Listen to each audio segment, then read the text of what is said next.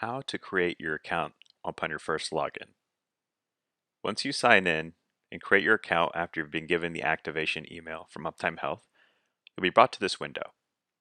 I've already put my username and password in. You're going to put the username and the password you created upon your first sign in here. Click Sign In. Once you've signed in, you'll come to this dashboard section of your profile. The first thing you want to do is set up your account.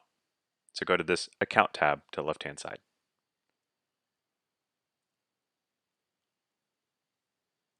I've already set up the account for my demo profile, but in general, it will look like this if you sign in for the first time. It'll take you through the steps to complete your profile.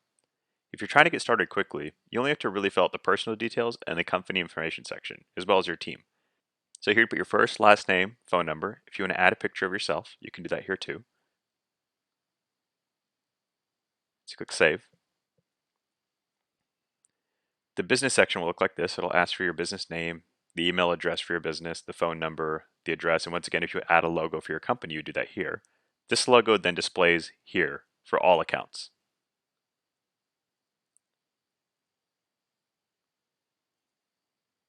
And lastly, in the My Team section, you want to add the email addresses of everyone else you want to include as a user in your program. You can add as many email addresses as you would like just by clicking Add Another Email.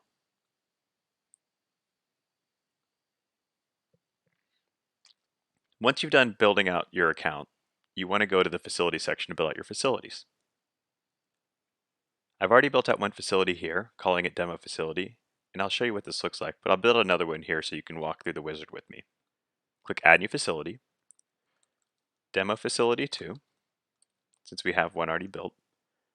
You can add any address here. I'm going to put our corporate address. And we're in Massachusetts. Oops, sorry. Hit Next. Once you hit Next, you'll come to this next page where you can upload an image of your facility, add any notes you'd like to provide, who's the contact person at the facility, because I'm the only one set up in this account. I'm the only name to be dropped down from right now. Any other additional information you add here. You can add any supporting documents. For instance, some people like to add their lease agreement or anything that's related to the facility to keep it all in one spot for themselves. Once you're done here, click Next. And then it'll take you to the area where you're supposed to add out the areas of your facility. And I'll walk you through what that looks like. So you add an area. Let's say you want to add an exam room. You could say it's an exam room type. You keep going through this step until you build out what we'd call a replica of your facility. So we have a supply room. And the goal is to build out a replica of the outline of your facility where you might find equipment or tasks that you need to do. So laboratory is usually another one that we see. And eventually you'll build it all out and you hit Save. I've only built out 3 just to start. Once it's done, it'll take you to an overview of the facility profile, and it looks like this. You'll see everything. If you put a picture in there, it'll come up here. If you have a map view, it'll come here. You go a little further down and you'll see all of the small areas inside your facility here. And any devices or tasks that you have associated with your facilities will all show up here. So once you're done building up your facilities, you want to build out the devices in your area. You can bulk upload devices by clicking this button. You can download a template that we have prepared for you, and by filling out each of the columns, you can do an import and bulk upload as many devices as you want at one time. If you want to add devices on a singular level, you click on this button, and you click Add New Device.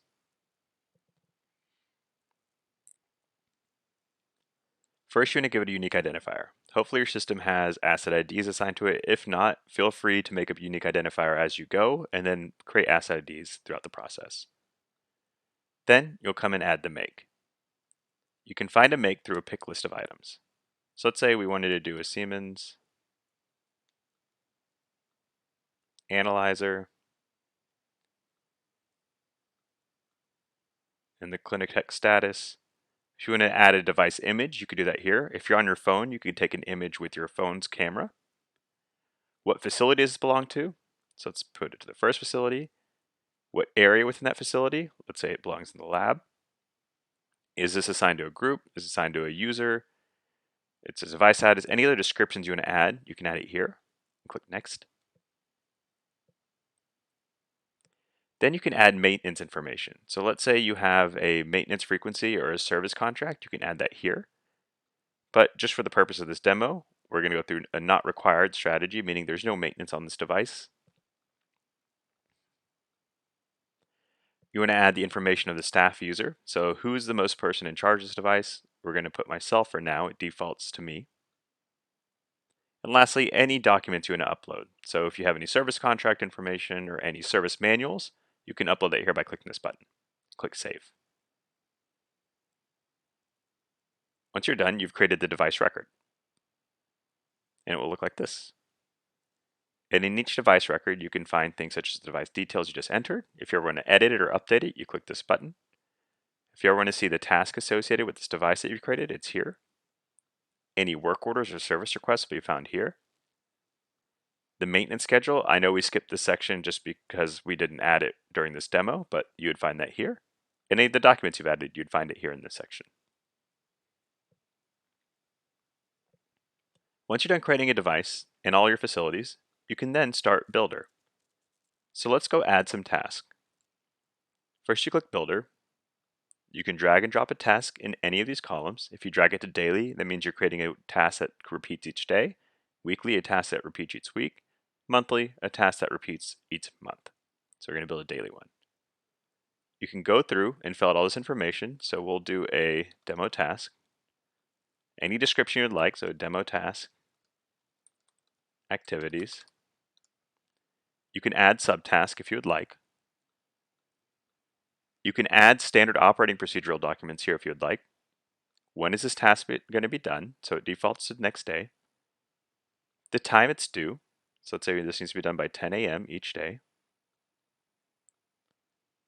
How often does this repeat? Because we picked the daily column to start, it starts as daily. Who will be associated to this task? So who's required to complete it? So right now we have me. If we created a group for our facility, let's say we have a nurse practitioner group or a front desk administrative group, we can assign it to a whole group of people. But in this instance, we'll assign it to me. What facility does this belong to? So demo facility. And does this belong to a device or an area? So we can associate this to the Clinitech device that we just created. Or let's say this is something that actually belongs to an area, not a specific device, and it's something that's a general lab activity. Once you hit save, it'll create the task right here. And starting tomorrow, it'll show up in your to-do list every day. To quickly create new tasks, you can do is continue to drag and drop more task items. If you want to duplicate an existing task, you can come to this three-dot dot and hit copy. And it'll create a copy and replica of that exact task that you just did. And you can go in and edit small details. So let's say you want to change the person it's assigned to, the group of people, what facility it belongs to, maybe the area, maybe the device, even the description title. You can do all of that. That way you're not reinventing the wheel every time. It's as simple as that.